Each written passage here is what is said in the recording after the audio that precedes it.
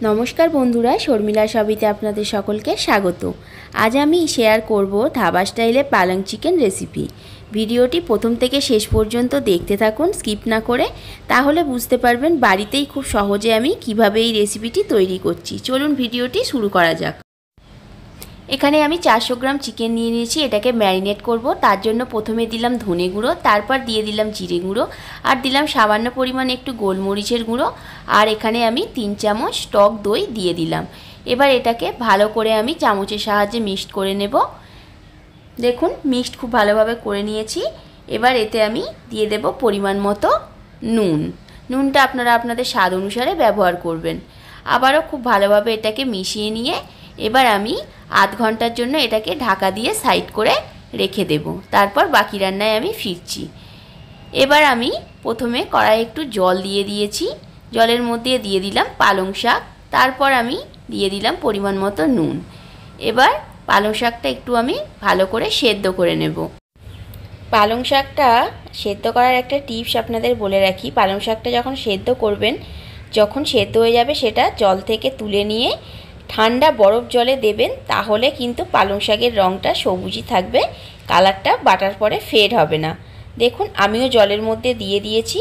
এবার 5 মিনিট রাখার পর আমি সেটাকে জল থেকে এইভাবে তুলে নিচ্ছি, নিয়ে দিয়ে দিলাম মিক্সিং জারে। এবার দিয়ে দিলাম অল্প কিছু ধনেপাতা, তার সাথে দিয়ে দিলাম কিছু টুকরো কাঁচা লঙ্কা, আর সামান্য পরিমাণে একটু জল দিয়ে 4-5টা কাজু বাদাম দিয়ে একটা পেস্ট আমি বানিয়ে নেব। এরপর কড়াই দিয়ে দিলাম পরিমাণ মতো সর্ষের তেল। এবার আমি দিয়ে দেব একটা ছোট এলাচ, একটা দারচিনির টুকরো, একটা লবঙ্গ, আর দিলাম সামান্য পরিমাণ একটু জিরে আর একটা শুকনো লঙ্কা। তার সাথে সাথে দিয়ে দিলাম দুটো মিডিয়াম সাইজের পেঁয়াজ কুচি মিহি করে কেটে রেখেছিলাম। এবার সেটাকে ভালো করে ভেজে নিয়ে তারপরেই দিয়ে দিলাম 1 চামচ রসুন বাটা, 1 চামচ আদা বাটা। এবার এটাকে ভালো করে আমি কষিয়ে নেব। 5 মিনিট ধরে এটাকে আমি ভালো করে কষিয়ে নিয়েছি। এবার আগে থেকে যে পেস্টটা আমি বানিয়ে রেখেছিলাম সেই পেস্টটা আমি এর মধ্যে দিয়ে দিলাম। দেখুন পেঁয়াজের সাথে এবার পেস্টটাকে ভালো করে আমি মিশিয়ে নিচ্ছি। খুব ভালো করে এটা মেশানো হয়ে গেছে। এবার আমি দিয়ে দেব ম্যারিনেট করা চিকেনটা। ম্যারিনেট করা চিকেনটা দেওয়ার পরে আমি গ্রেভিটার সাথে খুব ভালো করে চিকেনটা মিশিয়ে নেব। দেখুন কালারটা কিন্তু একটুও ফেড হয়নি, পুরো পালং শাকের যে সবুজ রঙটা সেই সবুজ রঙটা কিন্তু এখনও আছে। এইভাবে কিন্তু রান্নাটা যদি আপনারা করেন তাহলে কিন্তু পালং শাকের রঙটা একটুও চেঞ্জ হবে না, এইভাবে সবুজই থাকবে। এবার দেখুন কষানো হয়ে গেছে মাংসটা। এবার আমি এর মধ্যে দিয়ে দেব একটু সামান্য জল।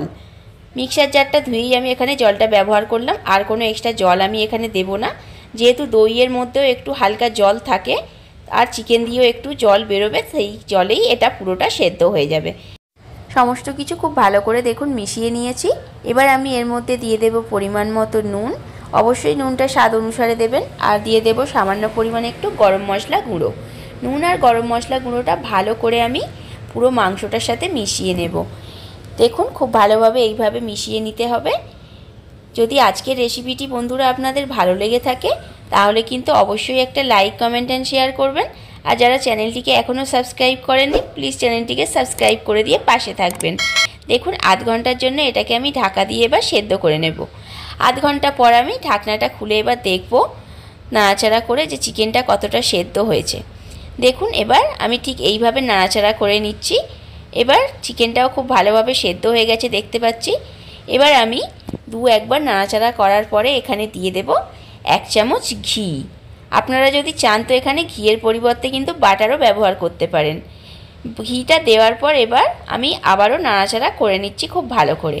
দেখুন পালং শাকের কালারটা কিন্তু চিকেনে দেওয়ার পর একদম সবুজই আছে। এইভাবে আপনারা কিন্তু টিপস ফলো করে যদি পালং চিকেনটা রান্না করেন তাহলে কিন্তু বাড়িতে বসেই ধাবা স্টাইলের পালং চিকেন আপনারা পাবেন।